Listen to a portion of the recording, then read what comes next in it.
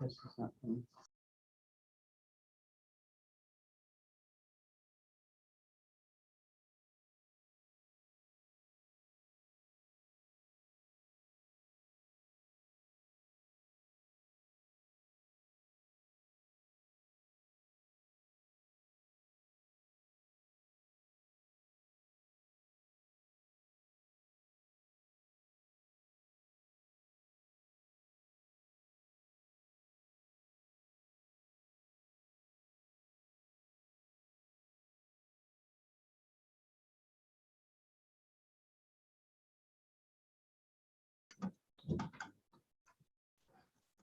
Ray Alvin, Don Savino, I don't know your name, Steve Matter. Mary Berry. Mary Berry, Steve Matter.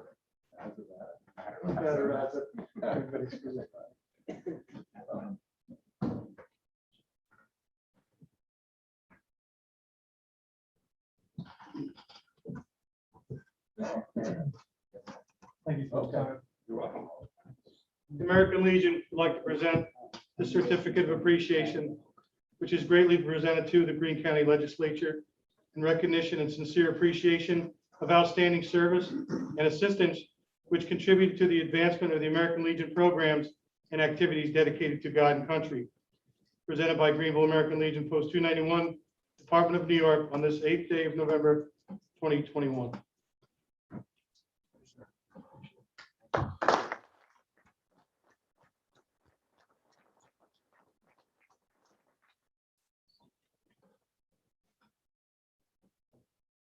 This certificate of appreciation is greatly presented to Michelle Dio, Director of the Greene County Veteran Service Agency. In recognition and sincere appreciation of outstanding service and assistance which contribute to the advancement of the American Legion programs and activities dedicated to God and country. Presented by American Legion Post 291, Department of New York, this 8th day of November, 2021. Michelle, congratulations.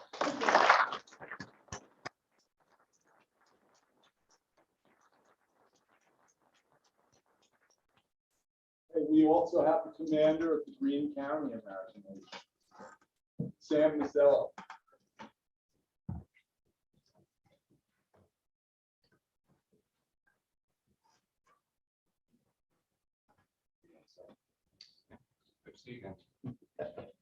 I have a letter of support in recognition of her 10-year anniversary for Michelle Dio serving the veterans of Greene County as Director of Greene County Veterans Service Agency. Greene County American Legion in its regular meeting assembled at the Pressville Hotel voted unanimously to approve a letter of support for Michelle Dio for all she has done to assist the Greene County veterans. They also agreed that this letter of support should be presented to the Greene County Legislature at the next available opportunity.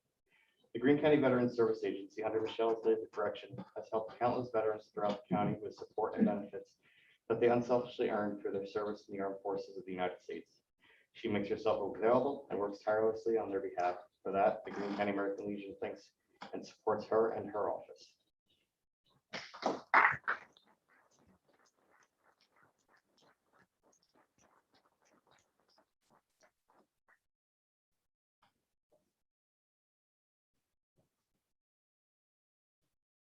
Right, good.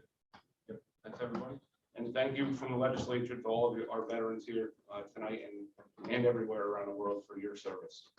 Really, we all appreciate that.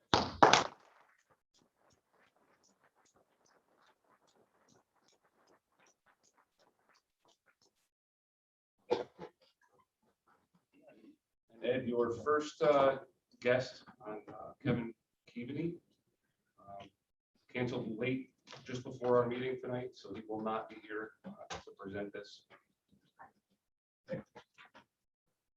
We'll just skip right to the action items. Yeah, everybody should have a copy of what he was going to present this week on for the Joseph P. Dwyer funding. We will have a resolution, I believe it's next Monday. We'll be coming forward on this, so perhaps we can get them back in at that time. I think that would be good. Yeah.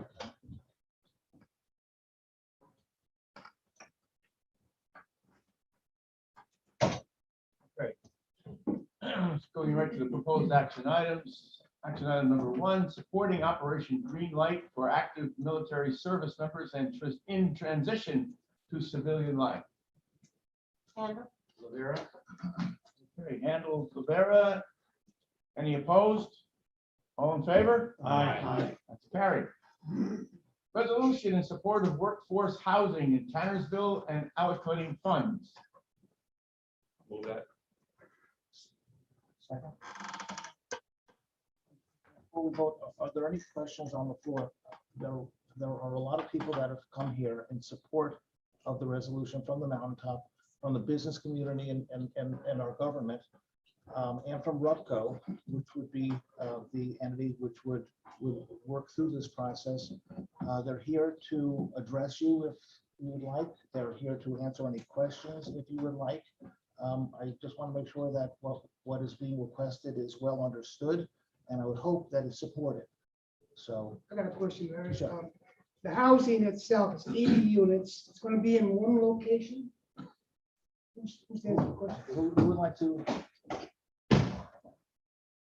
evening. My name is Kevin O'Connor. I'm the CEO of Revitalization. We're a nonprofit housing development corporation. And we looked at a couple of different properties that are available. Having that at final selection. So we're hopeful that we might be able to develop a little bit of home ownership. We're hoping that David will a program to help us do that. And so maybe 15 or so, 20 units of home ownership. And then some rental workforce housing, seeing some 2 and 3 bedrooms and maybe some studio and 1 bedrooms. We've come up, we've been very impressed with the obvious workforce housing need at the, both mountains up there, certainly Hunter, but also Bel Air Mountain and the resources that are there. You have water and sewer that will support infrastructure and housing. And, I think the leadership and the foundation and others, the business community all recognizing it. So I think the direct answer to your question, we're still looking at a couple of different sites that would make sense to, and we could be on a couple of sites. We'd like to get at it in one project financially, because this can be a difficult and very competitive road to hoe. So, right now the Hunter and Tannersville are competing for DRIs. There might be some other locations here in Greene County that are competing. We have to compete, unfortunately, for affordable housing as well. When the state makes decisions about where they're going to fund Buffalo or Binghamton or the village of Tannersville, they're looking for signs of support and some leverage as well. So if this legislature decides to offer some money, it will be viewed very positively by the state of New York when they go to make some funding decisions. And in our view, you have a very, very compelling need here. You have a tremendous economic engine that's been around for a long time. The workforce housing is an obvious need. I think we could do a little bit of a mix, as I said, and I think we can, we'll be successful in bringing resources to build this workforce housing. And a gesture like this from the county legislature would be very meaningful and recognized by the state. I'm just looking for, you're talking about a concept of 20 homes, where they would own the homes, right? And there would be 60 others would be rentals? Yes. Who would own that particular building? Generally, we use different types of funding sources, but the low-income housing tax credit is the number one. We put the property into a limited partnership for 15 years. It comes out, and then the nonprofit Rocco would own it, and we would sign an agreement with the state of New York if funded for 50 years. It's a 50-year regulatory period to start these days, that this housing will remain affordable to the targeted incomes that we start. And so that's how it would work. And one more, what's your timeline? When are you hoping to get to the point where you? Good question. We're currently waiting the state's decision on some funding right now for some applications that we have in. There'll be another application window this winter. It'll come out in December, January. We will not be able to be ready for it. The next round will be right after Labor Day, the RFP in next year, 2022, and we will definitely be ready with an application in that round. If decisions would come at the end of 22, and we could be in the ground in construction in say June of 23 to start this project. So not as quick as we might like and might need, but it's real and just out there. So, but we need to be in and will be in an application next fall, 22. Will you be able to control who rents and who buys? So we don't have people renting these up as weekend getaway apartments. Yeah, this is the owner units, if we're able to develop them, are owner occupied and will be restricted from, 15 to 20 years, something like that, a period. And so it's owner occupied and we'll screen it. Rental housing, we're the managers and rental housing, if any of you are in it, it's a tough business and, we screen tenants. And so I think we're looking for workforce housing, frontline workers housing, set at the incomes of people that are, working in Greene County. And we screening and managing of the properties. One more, this might not be for you. Are the village of Hunter, the village of Tannersville, and the town of Tannersville, are they putting any of their ARPA money into this? The Village of Tannersville may be putting, and I'm not speaking on behalf of the village, but there is talk potentially. There has not been talk of the town of Hunter putting ARPA money into it. But what we are hoping is that, by these projects are typically funded not by municipalities, but through private investment. And but with the leverage that Greene County could place as a support for this project, that would be sufficient to get the rest of the project. So this will not cover all the planning. This 350,000. This will not cover the project. This will not cover the project. As far as planning, potentially, and acquisition. So that, I think in the resolution is for planning, acquisition, and infrastructure. So, for example, if potentially for a particular parcel, we may need to extend sewer and water, things like that. That's what this is identified as. Sean, this is basically seed money to get it going. Is that correct? Correct. That's Okay. correct. So this, right now, there's a couple of parcels that are under control either by the Village of Tannersville or by the Hunter Foundation. But they may not be the ultimate parcels, depending on the logistics. Some of those parcels have sewer and water. Some of them do not. Either way, on any parcel, this will need planning and architectural services done.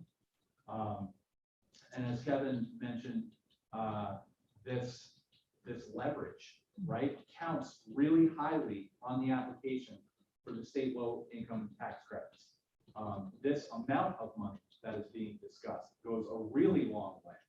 And just to circle back to you, Greg, basically, even if the Village of Tannersville or the town of Hunter was able to put ARPA money towards this, it would not be anywhere near. I mean, those numbers are much, much smaller than what we're talking about today. Will the school districts be able to collect school tax when these are developed? That's a good question. Kevin? Taxes are always an interesting discussion. So we are one of the largest taxpayers in the city of Kingston, top 5. We generally look for a pilot, payment in lieu of taxes, and here's why. Depending on the income of the targeted audience, that produces the revenue for the operation, and expenses are generally the same. When you snow plowing, they don't care if you're millionaires or poor, they're going to charge you what they charge. So the expense stack stays the same. And so the ability to pay taxes can take away from some of the debt that we want to borrow. So oftentimes an 80-unit project could, cost well over $20 million. And, if we can borrow $3 million, then that's less permanent debt, for a bank for 30 years that we have to repay. That's $3 million we don't have to get from these various sources of other subsidies. So I think to answer your question, we would look to enter into a pilot. Typically, we're paying $1,000 a unit right now per year. And we can do the math, that would be an additional $80,000 of taxes. And we might negotiate something different. But to be able to affect affordable housing, again, the state is looking out and saying, all right, we've got 15 applications from the capital region. Earlier in the Hudson Valley and the Mid-Hudson region, there's 11, maybe we'll fund 2 of them. And who's helping out? The state is, going to provide big dollars. And is there a little bit of leverage capital? And are the communities contributing? But look, I started in Poughkeepsie a long time ago when IBM closed, and we were taking zombie properties and we were redoing them and selling them to first-time home buyers. I was paying a carpenter, I was paying a painter, I was paying Central Hudson. We paid the city. The city was hurting for taxes. So as affordable housing developers, we look to try to provide to the taxpayers. This is part of what we're trying to do. We are one of the largest taxpayers in the city of Kingston, and we will contribute to the school district will receive some dollars, but we hope to negotiate a file. It sounds like we've been involved for many years in this type of project. Have you Do I look had at all? in all the years you've been in business and doing this, have you ever had any defaults? Defaults? Yeah. No, Okay. no defaults. What is your income parameters? But it's You're looking at your income, from average income, people that would be interested in these, what's. generally it's a percentage of your median. So the median income right now in Greene County is 65,000, thereabouts. 73,000, which means that half make more and half make less, and it's skewed high by the high income folks. So you say 73 sounds like a lot? I think so. Yeah, that's the median, and we generally will be serving people. We'd like to serve some units at 90% of the median, 80, 60, and 50% in general. So we'll get to a whole. So what's your parameter? You're starting at what figure and you're going to what figure? 75 times 90, so we're gonna be high 60s down to in the high 20s. 20s? Be a great range.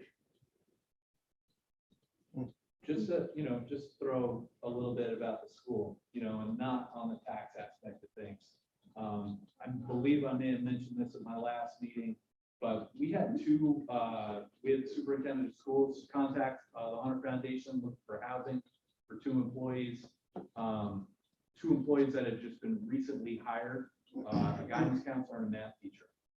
And we searched for a while and we looked. We could not find housing for these people that are making a good living and trying to move their families to the mountaintop to work at Hunter Tannersville Central. In the end, those 2 people unaccepted the position and moved elsewhere because of this exact issue that we're trying to solve right now. So, sort of anecdotal, but at the same time. And the other thing about the property tax, we're not talking about a large swath. We're talking about roughly 8 acres, right? So this development would happen on 8 acres. So this pilot, if, and yes, it has to be negotiated, but, we're talking about $80,000, $1,000 per unit. That would be on an 8-acre parcel. That's arguably more than what you would pay on a single family home in the same footprint. Just saying. I feel like this is a very large ask, $350,000. And I know if I have to vote right now tonight, I can't. I don't think I've gotten enough information prior to this coming up in the resolution. And if I had to vote tonight, I'd say no. I just think it's a lot to ask right now without us getting information before this evening. And now you want me to turn around and say yay or nay. I can't. Well, I think it's a lot of money to ask for from the county to really, I own a business. I employ 55 people during my season. It's not that I needed about 10 more. I didn't get 10 more because they didn't have a place to live. I didn't get 10 more because 10 more people weren't looking for jobs. So I honestly, as I'm sitting here right now, I'm not thinking 80 homes is a great thing for the county and it'll be this wonderful thing for us to hand over $350,000. I need to really think about the information you're giving me tonight. I need to go home. I need to do some research. I want to myself look up Rocco. I want to do a little more research. I honestly don't think I could decide tonight. I think this should be, we should get information tonight and then we should table this for next month. I agree with Patty, and I feel like, I had talked to Legislator Gardner over the weekend, and I kind of feel that, you know, there's a lot of things going on throughout the county. Why a resolution on this at the last minute? You know, when we have other projects that we're talking about and there's no resolution on those. So I appreciate the fact that, you know, Warren put out something this afternoon, but like Patty, you know, I would like more time to really look into it, get more information about the project. You know, I think I could support it, but I want to be able to go back and tell people the details about it. And right now, I don't feel we have the details. Where did the 350,000 come from? That's where did that figure come from that you're requesting? So I feel that we need that information. I think part of the, correct me if I'm wrong, but part of the speed in which this came to us is Village of Tannersville does have a DRI application that's out there that exists right now, and they are one of 4, I believe, fairly local projects that the state's going to only fund 2. So I think that's to the point of, you know, showing that there's a local support for this. I think that's not that it's right or wrong, but I think that's why. And the fact that Hunter, the town of Hunter hasn't yet even committed anything. They're not saying, yes, absolutely, we're going to commit some of our money to it. That's kind of a concern to me too. You know, like I said, I myself need more time, and if I was forced to vote now, I would have to say no, just based on the little information that I have. I agree with that. Is there an overall value, an estimated value of this project? Yeah. So right now, the low estimate is around $20 million. For 8 acres. But just over 1% of the entire estimate. How did the Hunter Foundation, nothing against Rupco, I mean, you're not the only gig in town, right? I mean, Sure. is there competitors? How'd you come up with Absolutely. Rupco?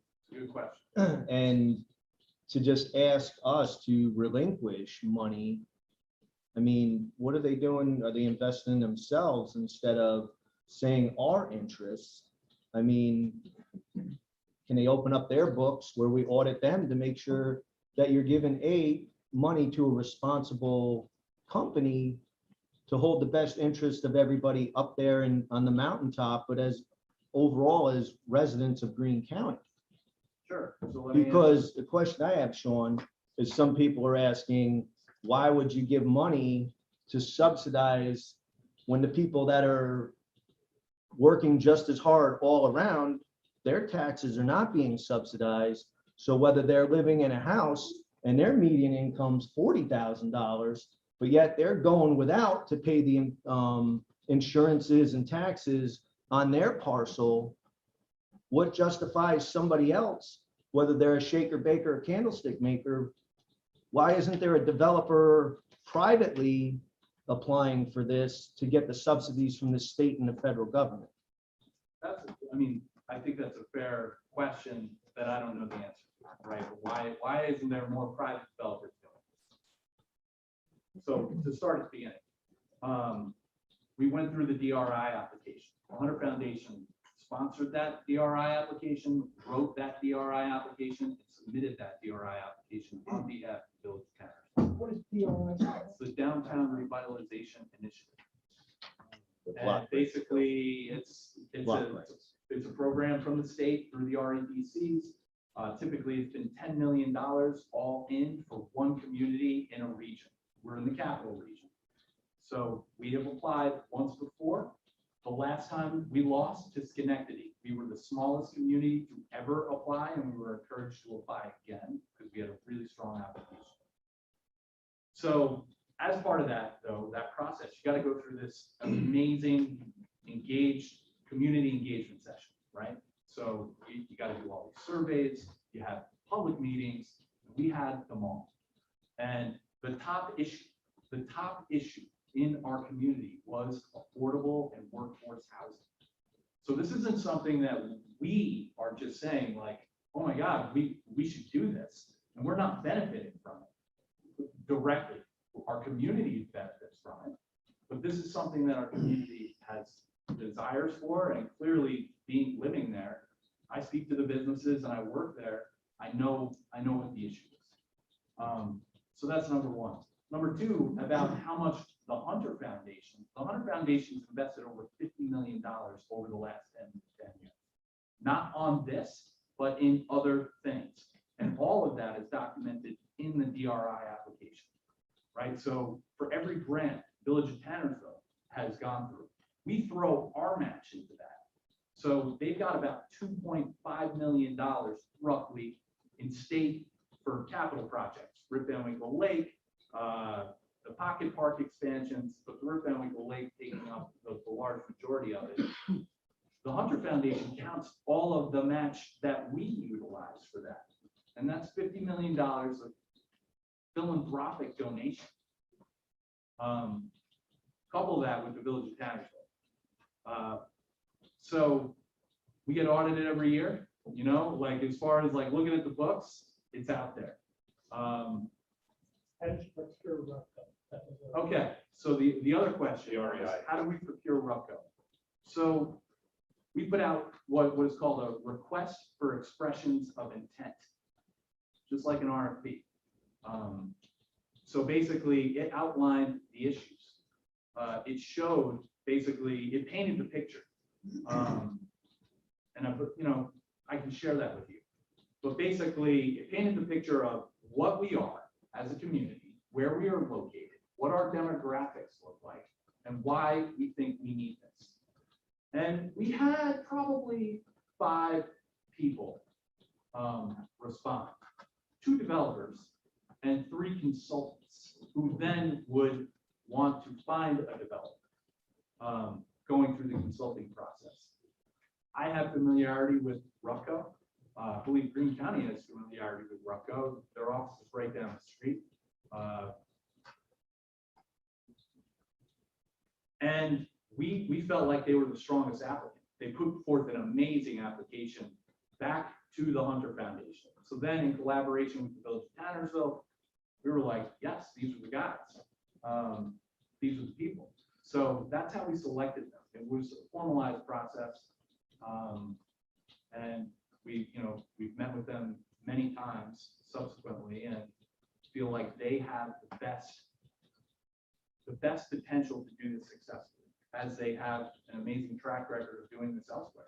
I think that answers all your questions, Tom. I hope it does. Yeah, I mean, I'm getting there. It was a broad question I asked. And did you guys sign, obviously, a contract with We don't have a these contract. guys? So there's no contract. We don't have a contract, as we would not be contracting with them, right? So like, the Hunter Foundation in this scenario has been a facilitator, bringing people to the table. We've done a lot of community outreach. There's a number of people here today that all see the need from our community. Sitting here is Russ Bolton from Hunter Mountain. There's Mark Chodak from Scribner's. Believe the gentleman over there is from Wyndham Resort, Wyndham Mountain. We're all seeing this. This is not an issue that we are, arbitrarily putting forth to the Greene County Legislature. We are genuinely asking for your help because we need it.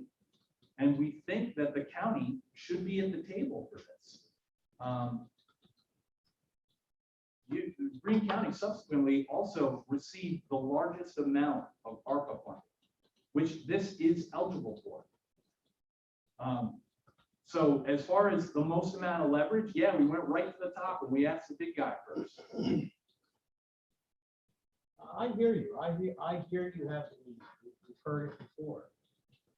My concern is that I just feel like there's a lot of other projects and we should have resolutions on all of them. Now let's get all the money out there where everything is going and get a resolution for each project that we have on the table. And if that's something that the town of Hunter needs and you have surveys to back that up and information that this is what the people on the mountain are looking for, then I can probably support that. I think it's also important to note sort of how this is structured. So this is not us asking Greene County to write a check right now, right? So this is asking Greene County to commit $350,000 of this to be utilized at a time later when that money is needed. So theoretically, it's not like, hey, all of a sudden 350 goes away, right? This is for saying like, hey, Greene County, we need $40,000 for X, right? Please cut the check then. This is not, just write the check and see it fly away. I think we're trying to do this the right way. But it's a resolution, and once it's a resolution, it's there, as we know. But that's fine. The need exists. I understand. And the others are fine. They'll come along as they may come along, and they'll be committed to. But I'm just saying, just to address that issue of having to wait on this one, which is demonstrable. In fact, I'm going to ask in a moment some of the representatives from the business community up there to just, they're here today, if they would speak today and let you know just how unbelievably dire the situation is now. We have a terrible, lack of supply of housing. This is not the norm. It's a huge aberration, but it's a real aberration. This isn't some market force that the housing is a little bit too high and too expensive on the mountaintop. This housing that we need for the business community and the community as a whole doesn't exist, okay? And developers are not rushing in. Here, let me just say, here, years ago, we had miles and miles and miles of open highway going up 9W and lovely land lying on both sides. The county saw a need to do something there and an opportunity to do something there. And the county, through the IDA, provided seed money, same words, seed money. We made shovel-ready lands along 9W, and today you see one after another of the warehouses up there. Okay, the county sparked that; it got going. Okay, we provided the seed money. That's what's needed here. The county has the ability to do this, and the county has a dire need for this. And here, I know Russ. Okay, I'm just if you could speak to, what are your needs at Hunter Mountain right now in terms of housing? And then Chip, I mean, please speak to this and let us all in this room hear from you. What's going on? What is the problem? How big is this problem? How dire is this problem? Yeah, thank you for having me here tonight. Yeah, this is a major problem. We all are dealing with employee shortages. We as a large corporation now are out recruiting people from all across the country. And the number one need that we have is there is no space to put any of these people to come that want to, we all of us that are business owners understand what the needs are for employees. It's extremely challenging right now. But even when you do get the employees, there is no place for them to stay in our communities. Nowhere close to the communities. I have 3 leadership positions right now with people that are have accepted the position, but they can't find a place to live. And so they're looking at right now, the gentleman that was with me all weekend spent the day yesterday in Sardi's looking for a place. We can't even, where they're having to commute, they're down in Catskill here. There just are not places for people to move into with their families. The 2-year timeline, what are you gonna do for the next 2 years? What are you gonna tell them? We're begging, borrowing, and everything we can do. I think I just saw a social media post from Windham Mountain that was actually asking homeowners if they have spare bedrooms. Yeah. To give incentives for lift tickets and things like that to house their employees. I can answer. Okay. Please. Mark Sherlock from Scrivener's Catskill Lodge. We employ about 75 people on the mountaintop. When we first got started about 5 years ago, you were able to find monthly, longer-term rentals. A lot of those now have gone into seasonal Airbnb rentals. And so those properties are no longer available. We started buying property ourselves and renting that out. We're now at the point of buying property that has people currently to. I don't want to kick out. A lot of people are month to month. And I don't want to ask people to move because I don't know where they're going to move to. So these are the choices that we're kind of being stuck and left with. And it's not a place that I want to be. To go out and build, and this is something, you know, I'm trying to build, you know, we're in the project of building a cabins project behind our lodge to, you know, to further, you know, generate tax revenue for this county, for this area. And it's expensive. It's very expensive. And if I had to go as a developer, you know, the fact that Rough exists is amazing, and their track record. I couldn't do anything like that as a private developer. It's not a great use of capital. They need this money in order to be able to fund the engineering, as many of you are probably aware of. Up on the mountain, you have to do additional studies because you're in the watershed. So it's probably a reason why we're not going to have shovels in the ground this winter, and we'll have to wait till spring. So it's very expensive, the amount of engineering and projects that you have to dollars you have to lay out ahead of time. Chip Siemens, I'm the president and general manager of Windows, and I can certainly speak to the critical need. I believe this is one of the most urgent situations for this county. This has been building, I think, for the last couple of years. Certainly, the real estate boom has contributed greatly to that. But the thing that I would add is we've had several private developers come to us with proposals for employee housing, affordable housing, because we've reached out in many directions. And those people have gone pretty far down the road of trying to come up with a solution and working with us and how much rent can our employees pay, to what level are they? It's everything from minimum wage to managers who are recruiting. It is definitely the first question that we get. If you don't live in commuting distance, but you want a good job, you have to find a place to live. And it's the first question we get, can you help me with housing? Do you have a place for me to live? But those private developers that have gone pretty far down the road, every one of them has ended up saying, this doesn't work, the dollars don't make sense. I don't know what the perfect answer is. I know there need to be solutions, but just as has been said, it hasn't been a good investment for people to be able to buy a piece of land and convert an existing property. So we have put out, we tried to get creative and offer local homeowners trade for season passes, for tickets, just for a room for employees to be able to do that. We've had a couple of takers. A lot of the homes that our employees used to live in are now Airbnb rentals, short-term rentals, and people are making a lot of money. So while our business is seeing incredible demand right now, we're very concerned about having enough employees to be able to meet that demand, which means that you keep a restaurant open 7 days a week, probably not, hopefully 5 days a week.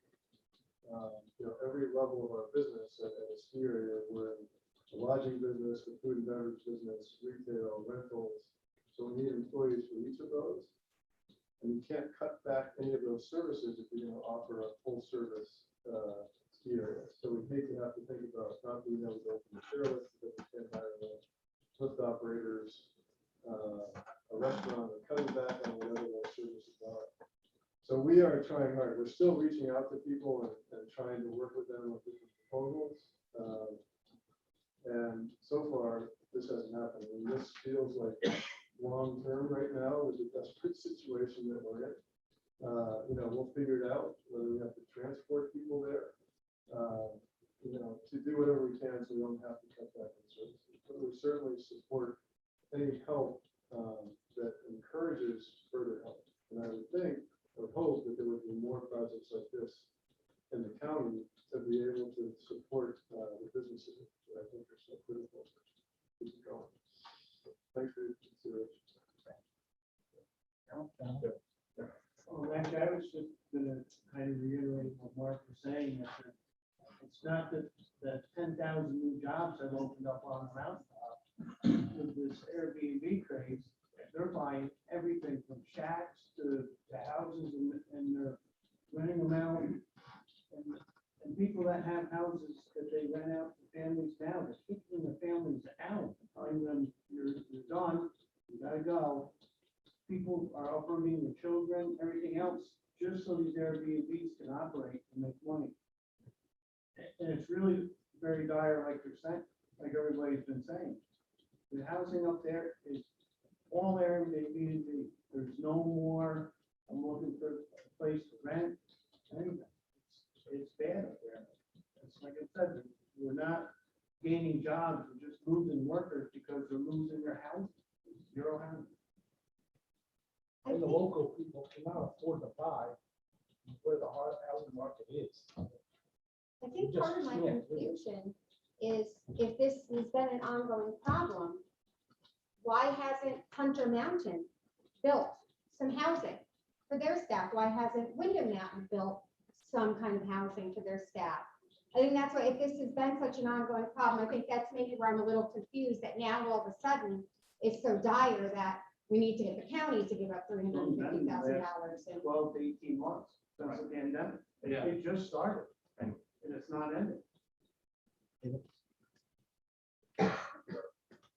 Hi, folks, I'm Dave Cookley. I don't represent Hunter Mountain, but I do represent the town board member up in the town of Hunter. You know, what we're talking about here is talking about our communities. And so we're talking about the future of our communities, the future of our county, and what we're going to look like. Who's going to be our volunteer firemen? Who are going to be the people who are actually in communities? What we're hearing really is about the darkening of our community in terms of we have streets in our communities that no one lives on. They're all Airbnbs, and they are the homes of the clerk from the village of Townsville that was moved out of her home and then couldn't find a place to live for months and almost got kept away. So what we're thinking about and talking about is not Hunter Mountain, not Wyndham pointing to businesses, but we're talking about our community as a whole. Who are the people who are going to be our neighbors of the future? Those who are being pushed out.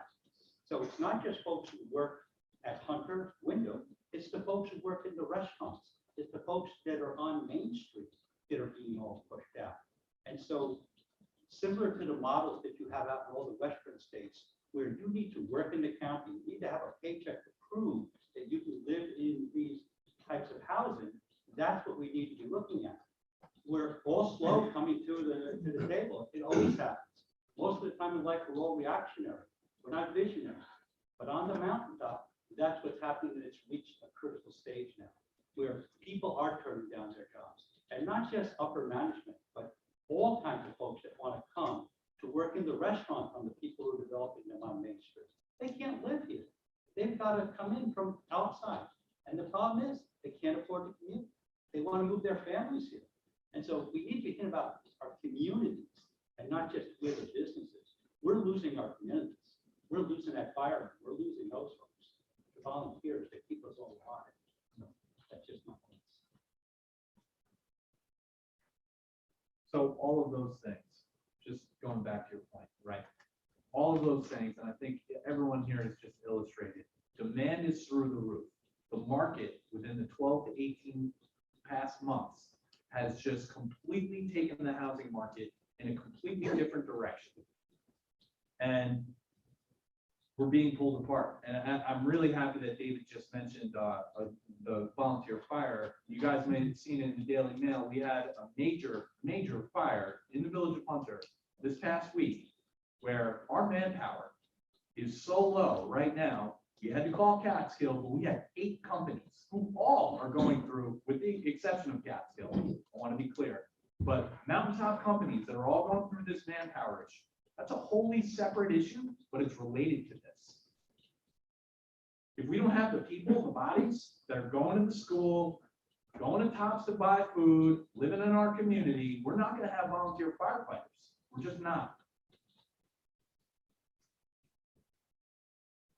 Another issue, but we may not have stops much longer. I can just add just a couple of comments. I certainly appreciate some of your questions, and we'd be happy to provide some more information about Rocco. We just celebrated our 40th anniversary. Got some really tremendous award-winning projects. We're affiliated with Neighborhoods America. We're led by a volunteer board of directors, who just hired our 77th staff person. So the stellar organization can provide that kind of information too. Problem with housing right now is the market,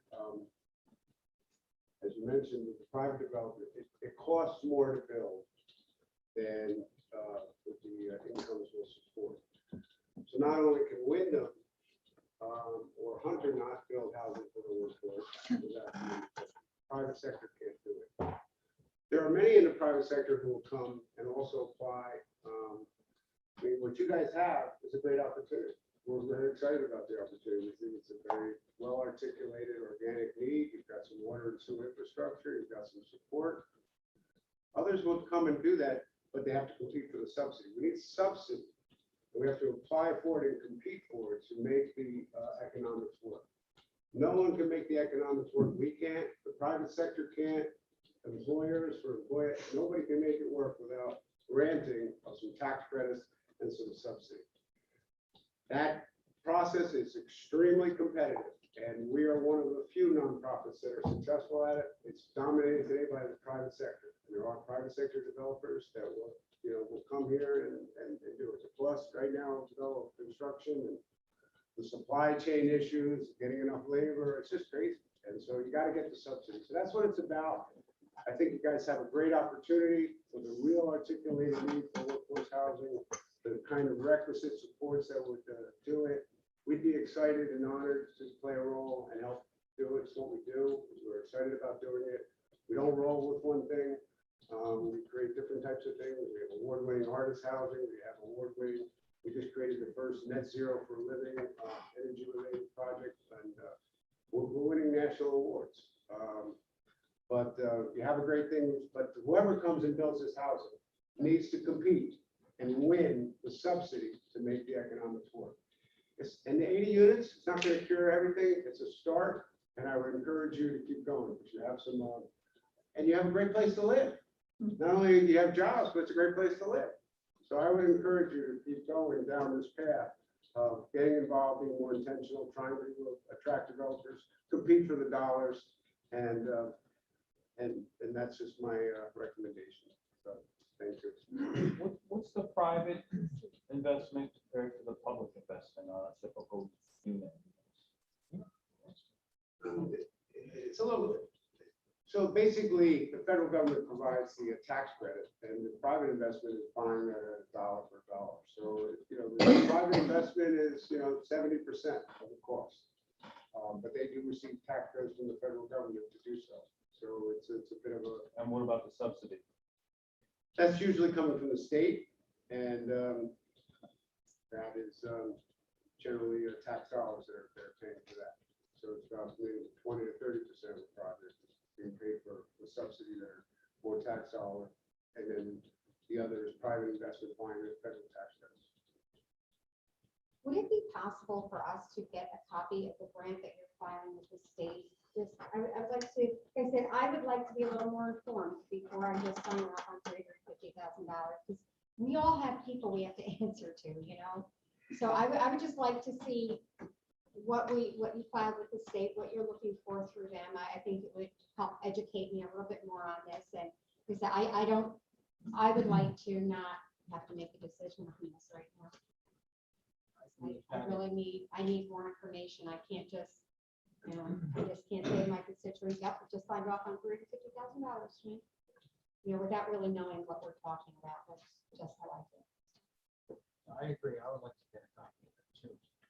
Do Daryl or Sean, do you know the percentage? It seems like there's an Airbnb issue. You're saying there's streets that are totally dark. Do you know a percentage of? I know the 500 Airbnbs in San Antonio alone. 250 and under. And are there any laws with that or no? So the village of Hunter is currently going through the legislation of a law. Okay. We are very close behind the town of Hunter. Okay. But I don't see how, you're not gonna be able to tell, okay, you can only put 200 Airbnbs in there.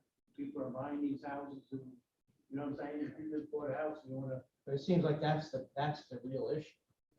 If you have streets that are completely dark, and you don't have these people there full time, you're not getting your volunteers, you don't have people in the community to begin with that are there full, you don't have full-time residents. Well, we do. The problem is that a lot of our full-time residents rent houses. They don't own them. The people that own the houses are saying, you know what? I charge you $1,000 a month rent. I can get that $1,000 in one weekend. I don't have to chase my money. Right. I don't have problems with it. That I seems just like- increased my income 4 times and I don't have any headaches. You know, I mean, it's like a It's a no-brainer. no-brainer. So But that's that's the the issue. problem. And we're completely surrounded by state land too, you know, like we're a pocket, you know, in undeveloped. Well, 60% of the town Yeah. water is owned. You're not going to be able to push out the Airbnbs that already exist. They're already there. And they're already roughly 50% plus or minus of the housing stock. It's phenomenal. What we're trying to do is create new additional housing stock that can't be Airbnb for 50 years. Well, So let's get a copy of the grant. the reason the Airbnbs are there, because there is from there, and visit the community, it's worth the dollars to come in. So I think it's very. Yeah, I think those people that are renting the Airbnbs are here spending money. Yes. You know, probably 95% of them are here spending money. It creates the housing problem, but I think there's a couple things that I find it ironic that, excuse me.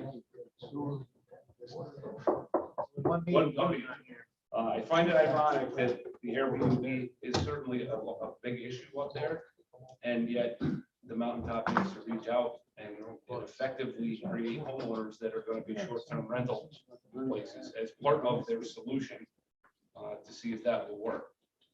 I think in a perfect world, we would have a list of resolutions to bring where everything is ready to go ahead of time. We're not in a perfect world. I don't think I've seen that yet. You know, the reality is this is a project that Town of Hunter, Village of Tannersville have been working on for quite some time. And Sean, if I remember correctly, it was only about $2.5 million of the DRI was $3 toward million. this. $3 million $3 million. was toward this out of the 10. So the application is for much more than just this. You know, and if someone came to me and said, you can give me $350,000, I'm going to bring you 20 million in investment. I think that would be enough for me to say, that's a pretty good return on my money, number one. But number two, this investment of $20 million is perpetual, because then you have people living there, you have people spending money. And, you know, I'll leave it up to Ed as to whether. But he you wouldn't wants to want more than table. 20 minutes to make that decision? No, I certainly I think understand that. I think we owe it to. And that's why I say, I'll leave it up to Ed if he wants to table this for a future decision, but I would say that sooner we can bring it up in the future, the better, only because I know that application is sitting out there at the Regional Economic Development Council right now, and Greene County has 2 villages within our county that are competing for funds with 2, I believe, one Albany County, one Rensselaer County cities. So Yeah, I'd love to we're- see that application, that's all. I mean, what I can say to seeing the application is we typically don't put that out, neither do Kuksaki. So Kuksaki didn't put their application out on the internet because it's competitive. Right. You know, Tannersville didn't, it's not publicly accessible because it's competitive. And the selection has not been made, right? So while I would love to just forward you the document that's showing you, it exists. But right now, unfortunately, the way, you know, it's the Hunger Games, and we're competing against Kuksaki right now for that money, and we're competing against a lot of other places in the Capital District. So, you know, what I can say is I can send you that segment of the application. That's fine. Yeah, Like I said, I just want a little more information, that's all. Sure. I think that I'll make that's sure part that of my legislative job. partner has that information. But, you know, like, again, we're here, we're asking for this now. Mr. ask that we can get this document, thank you. I'm sure that's going to be provided. We have, I know this is, time is of the essence. For us to be able to discuss it very soon, very, very soon. Whether in caucus or executive committee. And this, just request something. I don't think it needs to go into caucus or executive session. Okay. It's a public It's issue. public. You It can't is bring it up. absolutely a This is a public public issue. issue. It's gotta be out there. I just personally would like just a little more time to think about it, because I understand what's going on there. I've talked to a lot of people about it. It's just that without, here, yes, I understand exactly what the needs are. But it's kind of like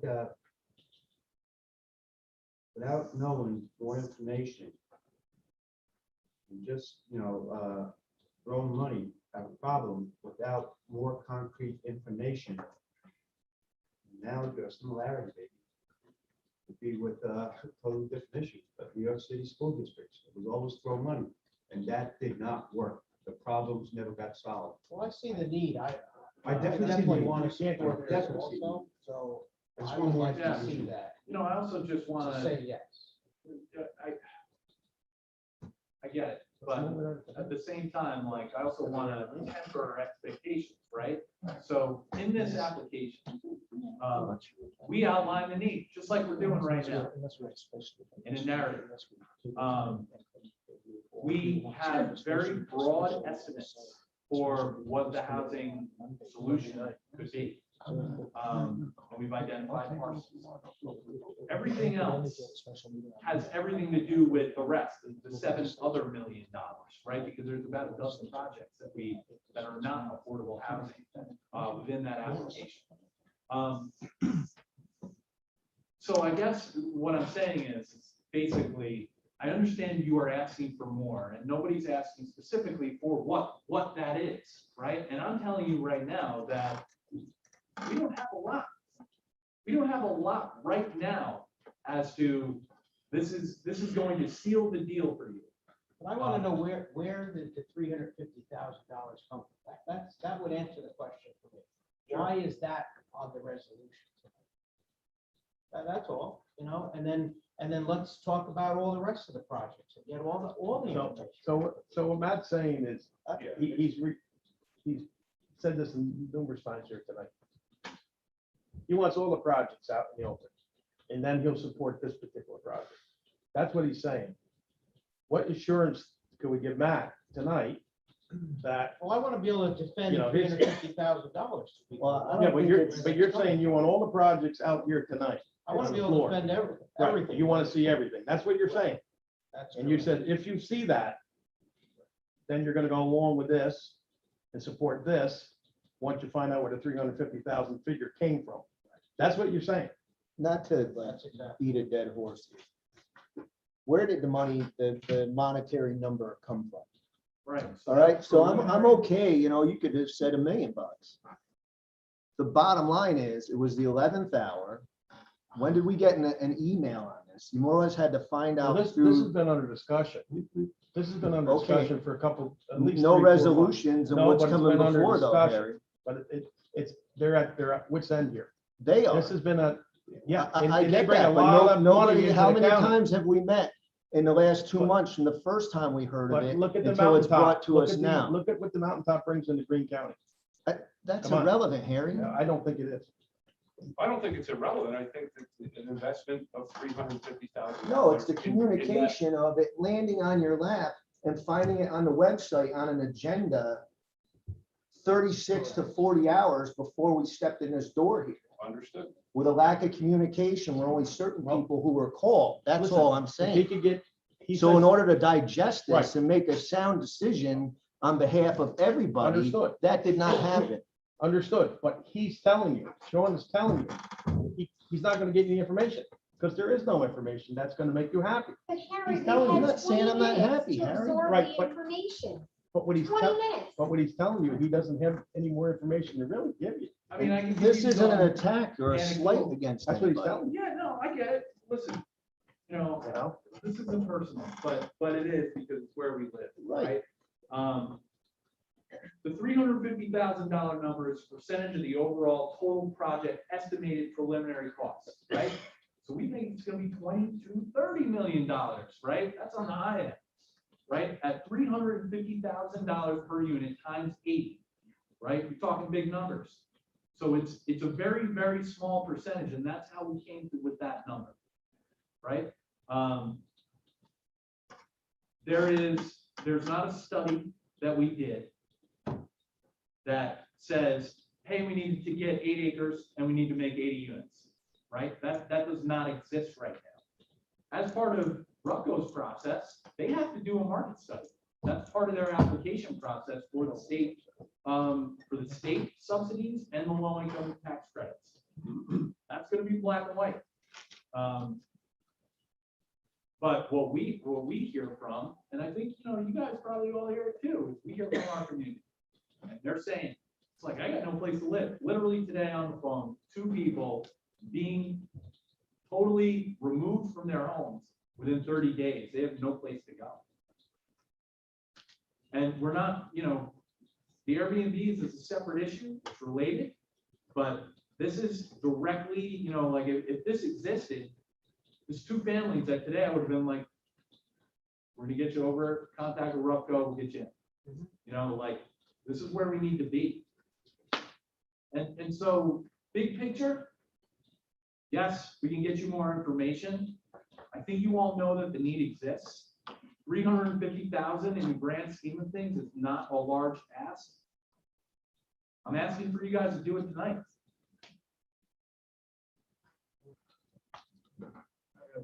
Chairman, I had a couple questions. First of all, we've got this consideration sheet. As of still now, there are no guidelines put forward from the federal government that says where we can and can't spend this money. Is that correct?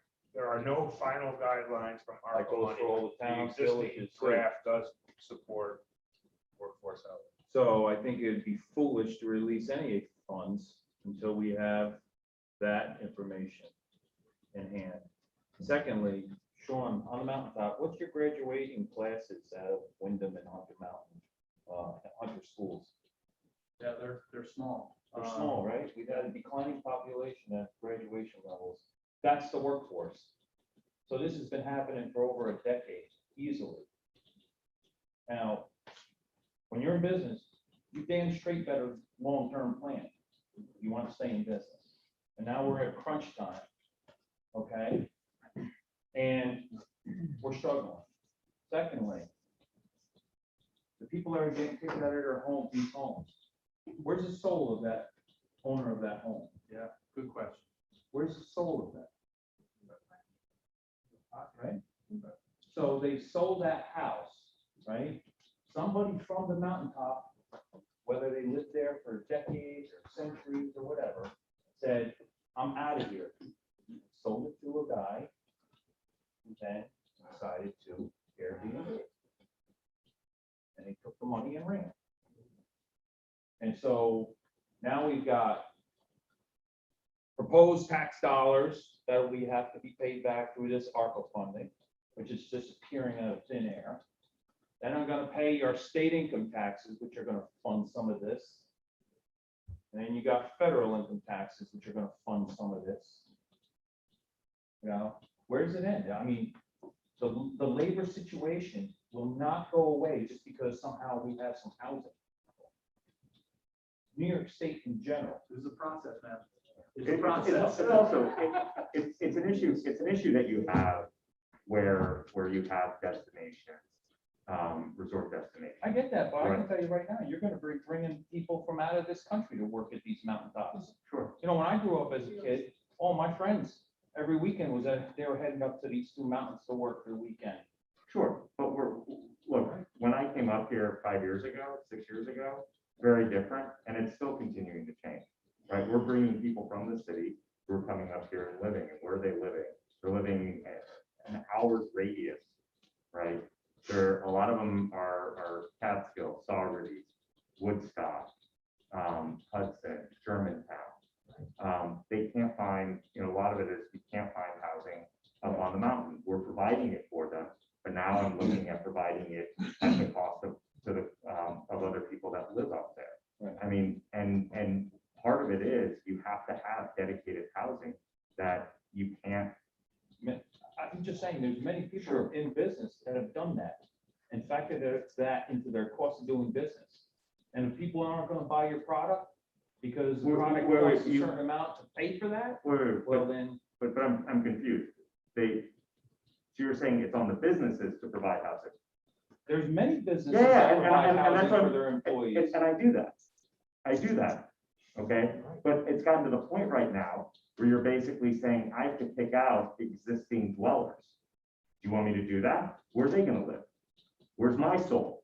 I Right, agree with you but on you're that, not, but you're not giving me a response. Are you telling me that I have to go out and build new housing? I'm not in that business, okay? Do you want me to go into that business? Great, that So means, who are the but people that are hold ready? on, but that means that I'm not gonna be in the business I am right now, which is creating tax dollars, okay? So for the federal government, as well as for sales tax here. Okay, but there's other businesses that are creating the same thing for the federal government and sales tax too. And I'm doing it in this area. Yeah, but And like, so a lot are- of these so are people other that businesses. are losing their jobs, don't work for Hunter Mountain, don't work for Winter Mountain. don't work for Exactly. Winter- Wait, They losing their work- jobs or losing their home? They're losing their places to homes live. and then they're losing their jobs. Guess what? There's no people that work for Greene County. The people that work for the school, the people that work for the village of Tannersville. A lot of these people that are losing their houses don't just work at Hunter Mountain. Well, I understand that. I No, know it that. doesn't sound like you really do. No, I You're agree. right. There are a lot of businesses don't have the ability, the way that we do, to actually go and provide this housing if we want to. One more thing that I think we're missing a big point of this project is, should you decide to give that $350,000 seed money, if this application is denied by the state and it all falls apart, the money stays with you. So it's really, it's a good investment, as Pat says, because if it defaults, you don't lose the money. If it goes through, it makes everybody a lot of money. And the other point there with that, Mike, as you mentioned it, if this winds up, when the final document comes out from the federal government, that it's not eligible for this funding, I will guarantee you that Peter Markku is not writing a check. One clarifying point on taxes, it comes out to the point of federal and state resources, right, tax dollars. So the low income housing tax credit program was created in 1986 Tax Act under President Reagan and various states, but these dollars are already appropriated for next year. And so, have that tax policy, make your decisions as to where federal and state taxes are going to go, but these dollars are already appropriated. And, I've made it my job to try to bring to local resources. So these dollars next year, they're already appropriate at the federal and state level. They're going to go to Wyoming for Tannersville. They're going to go to Binghamton for Tannersville. And they're already, if you want to change that policy, you got to go fight and change that policy. But right now, these things are on the ground, fully appropriated. This money will be spent for affordable housing somewhere. You want to compete for it? I say go get it. Bring it home.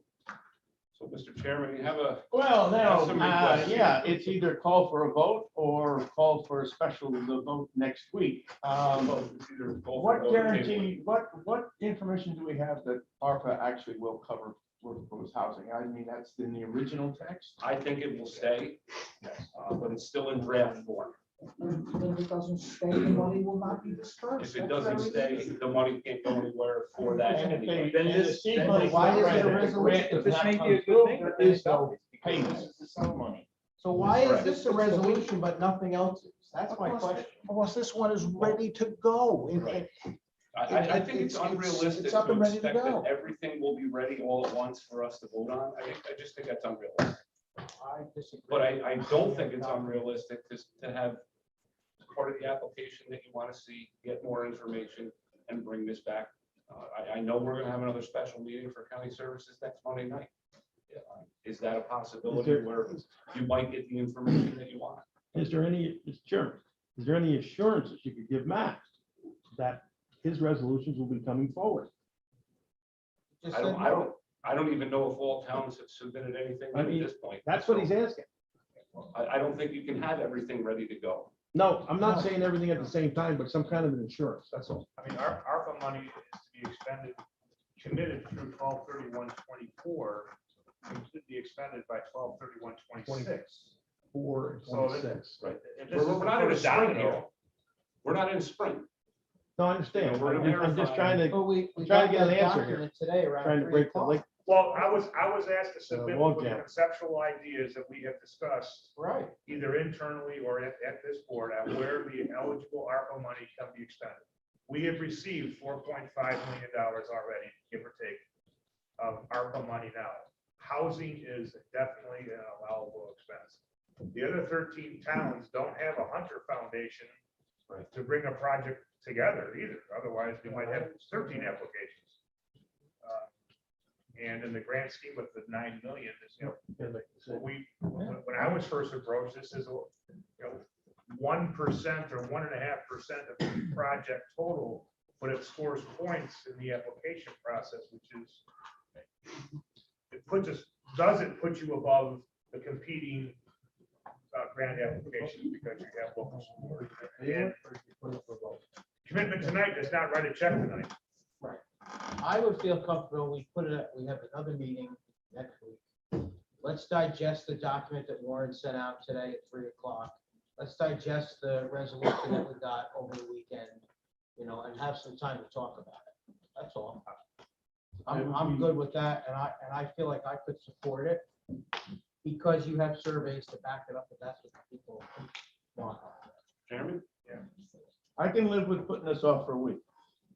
You have a motion and a second. So what, that everyone understands, it would keep us on cycle to have this on the floor for the regular meeting of November. So it does not back this up from the full meeting to actually be adopted at a regular meeting in November. Correct. So the committee meeting, instead of being this evening, will be 1 week from this evening, heading toward the November regular meeting. 2 days later. Okay? So that's, Exactly the same. if that will hopefully bring us together in some way, then fine, terrific. I would like to just sit at a table somewhere and read some documents to give me some more Yeah, oh, information. okay. Kind of that's kind of how I think. I'm okay with that. I was going to support it tonight from what I heard. I know where they're at. But I'm okay putting it off till Monday. And then we pass it Monday, hopefully, and it goes to general meeting Wednesday.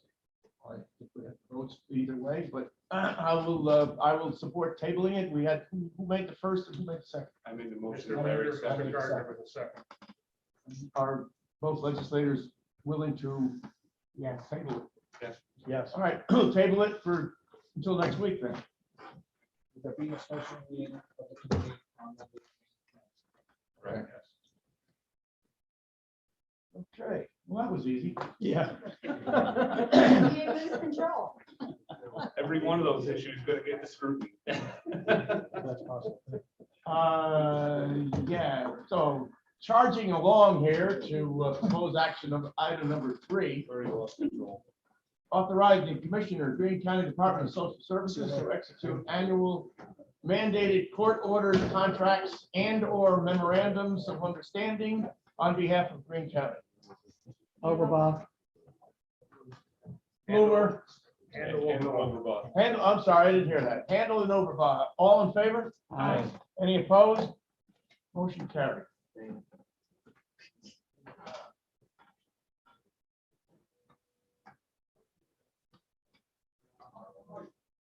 Number 4, authorizing advertisement for food and supply bids, Greene County Department of Human Services, Aging and Sheriff. I'll move that. Do we have a second? Who's that? Rivera. Rivera, all in favor? Aye. Any opposed? So carried. Authorizing agreement, Greene County Department of Human Services, Aging and Unique Training Solutions.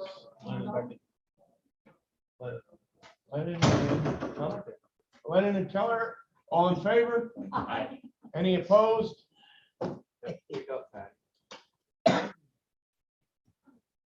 Motion carried. We okay, Kevin? We okay, Patty? Good. Okay. Authorizing lease agreement, Greene County Department of Human Services, Aging, and the town of Kuksaki. Move that. Handle. Okay. I heard that. Chairman and legislator Handle, all in favor? Aye. Any opposed? So carried. And we got to reappoint the historian. Overblock. Handle. Okay. Any opposed? All in favor? Aye. He is reappointed. Is there any other business coming before county services this evening? Terry, any movement on staffing? No. Heard that too. Heard that one. Motion to close. Okay, thank you. We are closed. Who was the second on that, please? Boomer.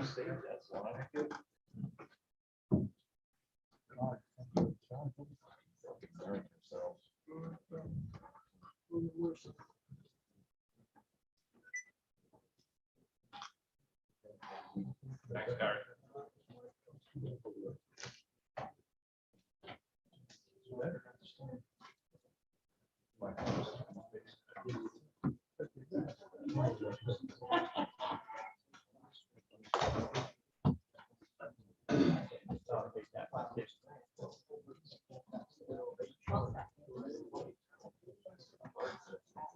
Public Works Committee,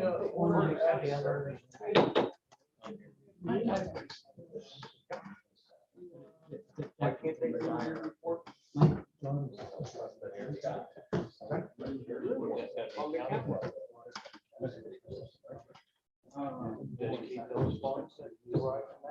Do you have to wake you up? Not as exciting as the last one. Making sure that we don't block time. I will try to go as quickly as possible. I only have one action item. I'll go through in my report. County 12 bicycle lane project in the town of Wyndham. We're substantially complete. We're doing minor punch list items. That should be wrapping up shortly.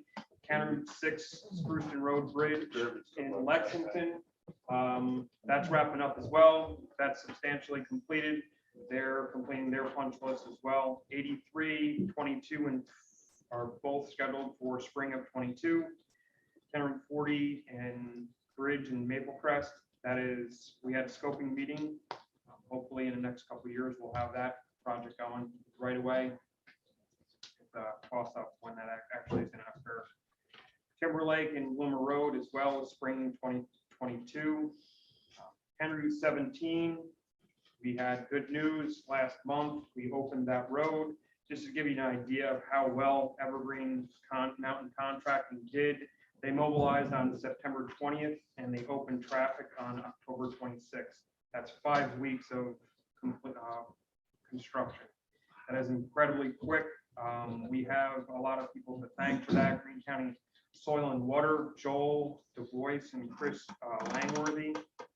Chris Langworthy is a surveyor that was on site the entire time, and he sped up his process considerably. I certainly like to thank Greene County Soil and Water.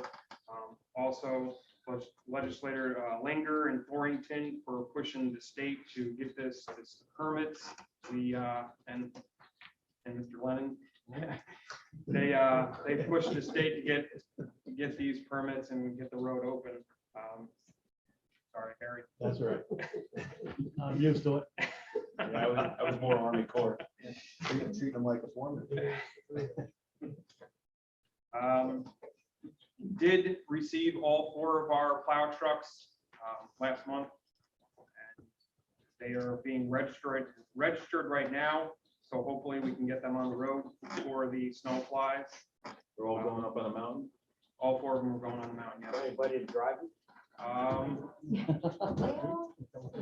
Well, we do actually. We have 4 people in the process of being hired. Very, very highly rated. They have certifications to plow.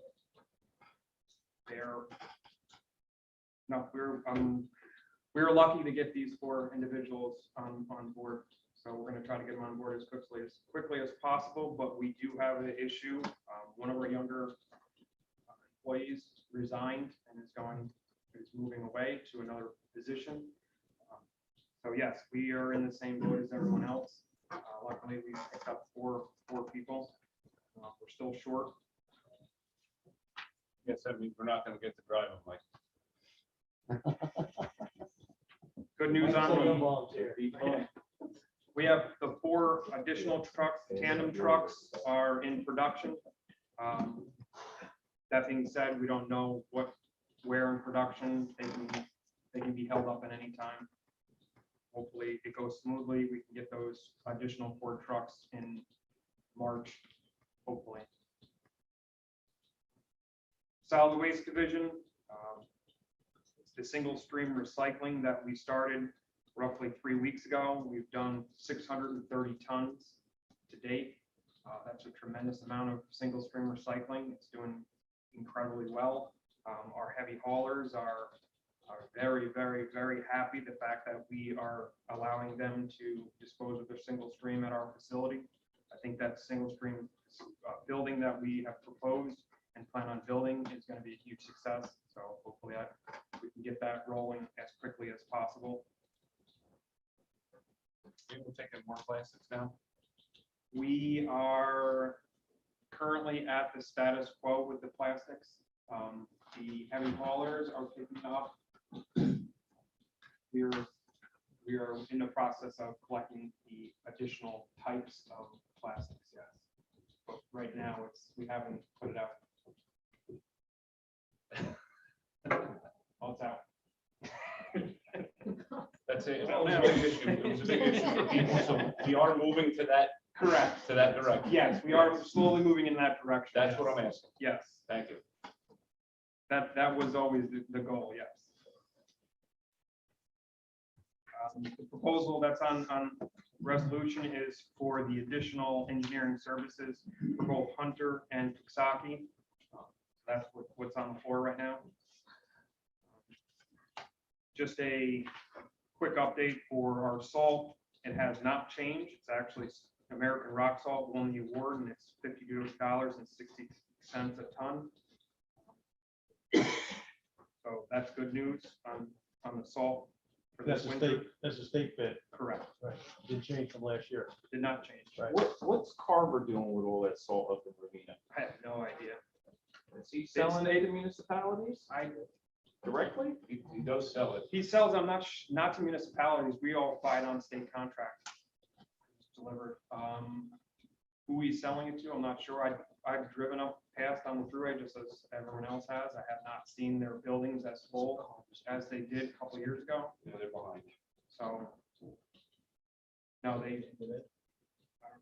I don't know where. Are we required to buy on state bid?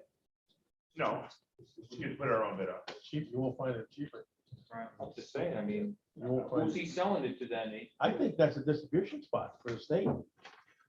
I think that they're loading it in there and those tractor trailers are delivering it to the municipality. You and could be state. subcontractor for rock and roll salt. But if you look, you see the same tractor trailers coming down around that building. Right, That's right. delivering to the state, the county. I can reach out and try to find out what. Really do. Scott, Sean, thank you very much, Scott. You guys get an opportunity to take a look at the fire training center. They paved it. It looks great. They widened it, took a lot of dirt and fill out of there. And they also finished the soccer field parking lot, which we use an emergency services building for our training and different things. It was striped today and the lights are up. It looks absolutely great. So thank you very much. Everybody take an opportunity to take a look at it.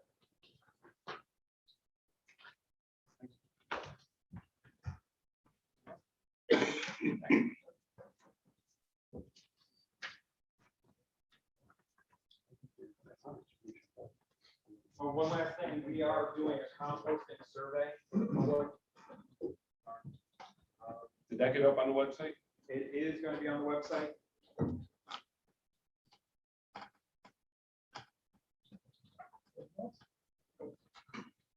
Favorite proposed action items, authorizing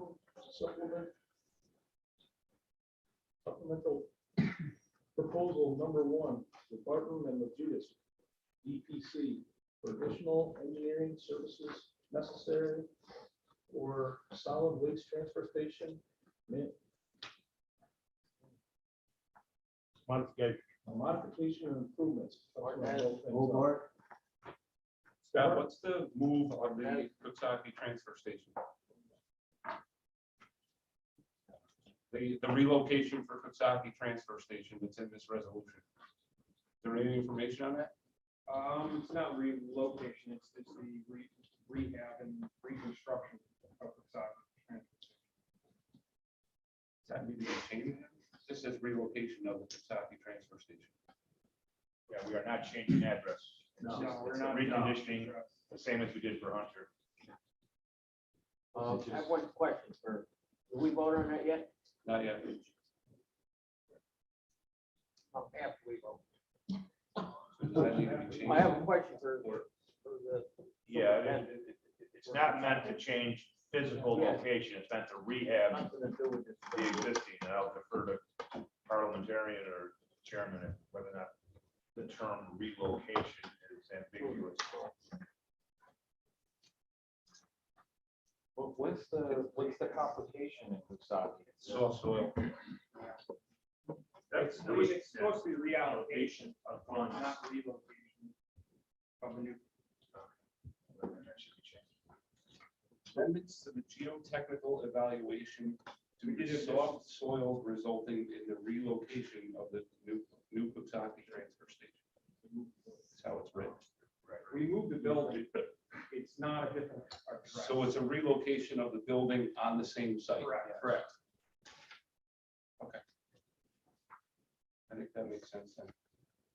That's why I was asking. I didn't know if, because I know they were discussing initially of getting right off of that site completely. No, we are- And I didn't know if this was, We are in not reference to changing that. the address of the existing facility. okay.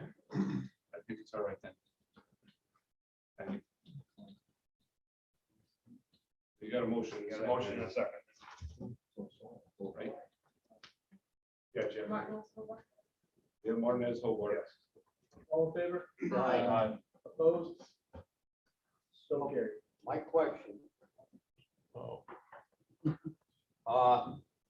the transfer station Kuksaki, they used to have a coupon or they buy $10 or whatever it is, and they, yeah, well, no more, just cash. What's the story of that? We didn't feel that the punch card, the cost of punch card was necessary. You're not getting anything additional from the punch card. Not like your like milk card where you get the 10th one for free. It's simply I think you actually brought that up about 6 months ago. Yeah, Cash involved. that wasn't a Kuksaki, that was system wide. We don't, it's not just a copy. We don't have punch cards at any of the stations. And we're accepting cash? Or credit card. Or credit card. How do you audit cash? But we've always taken. We've always taken cash. How do you audit? That's right, how do you audit? Cameras and. Right. Yeah, sure.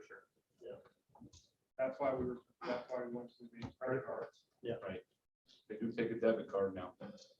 All The amount stations. of people that are using the debit and credit cards, it's amazing. Hunter transfer station is by far the most used as far as credit cards. Debit cards. A credit card, there's a fee that the county has to pay. No, the county does not pay the fee. We added to the fee. Correct. Okay.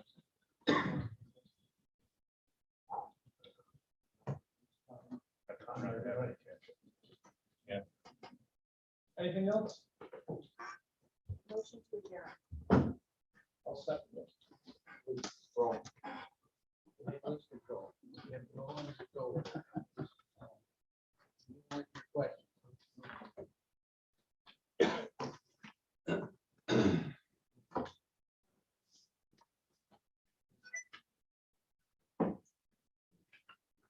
Another fine mess you got it, this is work. I didn't say a word. No, that would be legislator Gardner. Me? Gonna go out. One out of the I bag. answered the phone the other day. Somebody said there must be a blue moon. I never got so many calls from Larry in my 5 years. All right, Nothing was let's ever call so special dire. legislature meeting number 3 for the year 2021 to order, and ask everyone to please rise for a moment of silent prayer.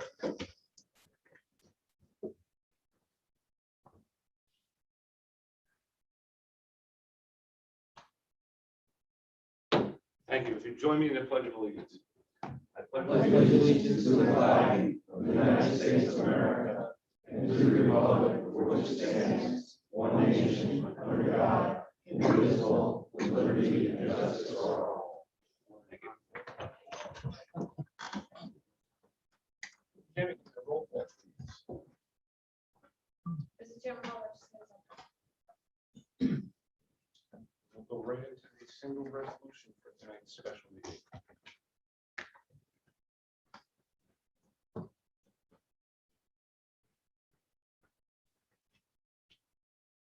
Resolution number 270-21, supporting Operation Greenlight for active military service members and transition to civilian life. Offered by legislative Handle, second by legislative Rivera. Second as well. Like to also second, please. Senator Martin, Yes. Yes. Okay, all in favor? Aye. Anyone opposed? Carried. roll call. Is it a roll call? What's that? That's what it Yeah, says. that was for the meeting. Oh, what's Yeah. Yeah, it's sort of no spending the funds on it, so.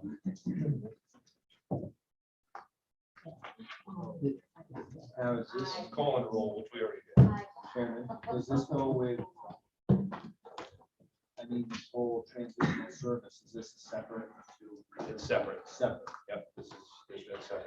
Okay. Up for the Dwyer funds. Yep. All right, I need to make a motion to enter into executive session for personnel matters. Make a motion. And Bloomer, in favor? Aye. Anyone opposed? Okay, that's carried. We won't have any other business following executive